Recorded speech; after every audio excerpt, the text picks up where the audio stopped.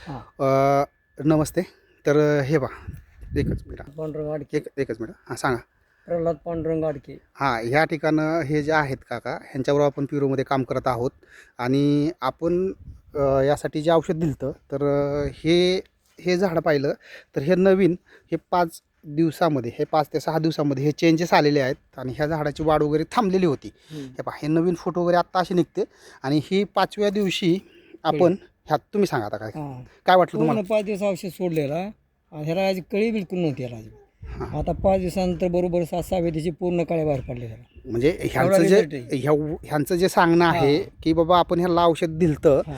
तर औषध दिल्यानंतरनं या ठिकाणी त्याची वाढ वगैरे चालू झाली. हे शेंड्याची वाढ वगैरे आहे आणि ही जर पाहिलं तुम्ही छोट्या तर छोट्या कळ्या बाहेर ह्या नवीन काळ्या आता सुरुवात झालेली आहे आणि त्यांचं म्हणणं असं आलं की आपण जो हा फोम बसवला होता, हा एक 100-150 ग्रॅमचा पिरो होता, तर 200 प्लस 150 प्लसच्या पुढं गेलेले आहेत आता साईज. हे बा, ही साईज आहे, तुम्हाला ही साईज आता हे पेपरमधून दिसत नाही, पण हे 200 ग्रॅमच्या पुढं ही साईज गेलेली आहे. पहा, ही अशी ह्यामध्ये जी ग्लेझिंग पाहिजे मालाला किंवा ही शायनिंग म्हणतो आपण, तर ती अशी या ठिकाणं मिळायला सुरुवात झालेली आहे. म्हणजे हे सगळ्यात महत्त्वाचं आहे.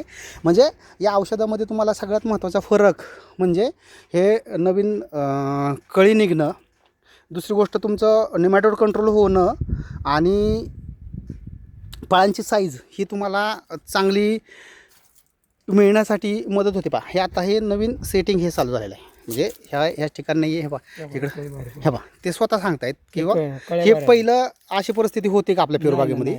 नाही. औषध सोडल्यापासून लय फरक पडला हो का. आणि हे जे रिझल्ट आहे ते फक्त 5 दिवसातले रिझल्ट. 5-6व्या दिवशी आले बरं माझे. हे 5 ते 6 दिवसाचे दिवस. 5 दिवस लागलेले आहेत, हे त्यांचं सांगणं आहे. म्हणजे त्यांना मी म्हटलं होतं की बाबा आपण हे औषध सोडा, हे औषध सोडल्यानंतर तुम्हाला जे जे चेंजेस पाहिजे ते चेंजेस मिळून जातील. बदल झाला. बदल काय काय झाला हे तुमच्या एकदा थोडक्यात सांगा, तुमच्या पद्धतीने काय काय वाटलं तुम्हाला बदल? बिलकुल कळी नव्हती याला आणि औषध सोडल्यापासून 5व्या दिवशी सरासरी अशा कळ्या बाहेर पडून त्याला छोटे छोटे पेरू यायला लागले. तेव्हा बिलकुल नव्हते पहिले, अजिबात काहीच नव्हतं. यायचे नसते, आगार यायचे, आगार यायचे. हो का आता कळ्या बाहेर पडला बघा, बघा पूर्ण पेरू बाहेर पडला. हे बघा, नंतर आता हे या सगळ्याला येणार आहे बघा आता. हे बघा इकडं पण बघा इकडे पण आले बघा. पूर्ण त्या औषधाचा इतका परिणाम झाला की बस फक्त बेडवाला पाहिजे. म्हणजे त्यांचं म्हणणं असं येतं की मी त्यांना सांगितलं होतं की पूर्णपणे बेड असा हा ओला असावा, पूर्णपणे 2 झाडामध्ये गॅप जो राहतो ओला होत नाही, तर तो झाला पाहिजे. आणि त्याचा परिणाम म्हणजे आपल्याला या ठिकाणं सगळ्यात महत्त्वाचं ही पेरूची साईज वगैरे किंवा जे काही जुने पेरू होते थोडेफार त्यांच्या साईजमध्ये, त्यानंतर त्यांचा लंबुळका आकार होणं, म्हणजे नारळा टाईप असा आकार झाला तर त्याची साईज वगैरे चांगली मिळते.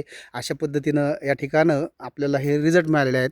आणि ही नवीन शेंडा जो आहे हा स्टॉप झालेला होता, तो वाढला.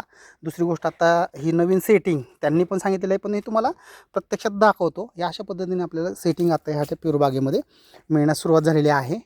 म्हणजे या ठिकाणं आपण 1 महिना 2 महिने किंवा 15 दिवस काम करा असं काही सजेशन करत नाही आहे. फक्त नव्हतंच हे ते सुद्धा स्वतःसुद्धा सांगतायत. नाही नाही, याला ते एवढं त्याचं ते आगार बी वाढत नव्हतं आणि त्याला ते फुलकळी नव्हतीच नव्हती.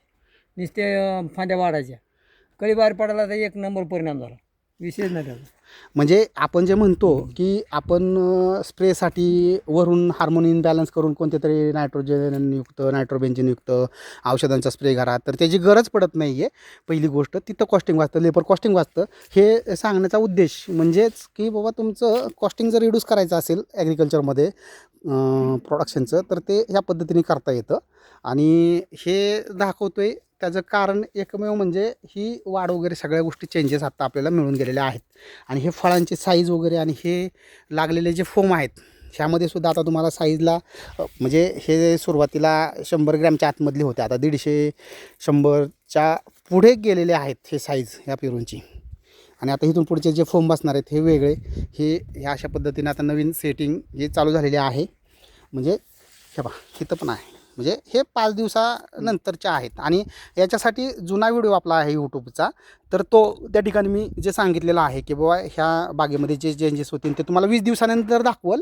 परंतु आपल्याला रिस्पॉन्स हा कितका क्विक भेटला की 5व्या दिवशीच हे सगळे चेंजेस आलेले आहेत आणि हेच दाखवण्याचा उद्देश या व्हिडिओमधून आहे. निश्चित तुम्हाला 20व्या दिवशी किंवा 15व्या दिवशी याचा व्हिडिओ तुम्हाला मिळेल आणि त्यावेळेस ते स्वतः ज्या काही चेंजेस असतील म्हणजे रूटच्या काही चेंजेस झाल्या किंवा काय आहेत हे सगळं तुम्हाला त्या ठिकाणी पहिल्यापासून. परत तुम्हाला एकदा दाखवणार आहे. हेच हा व्हिडिओचा उद्देश होता. धन्यवाद शेतकरी मित्रांनो.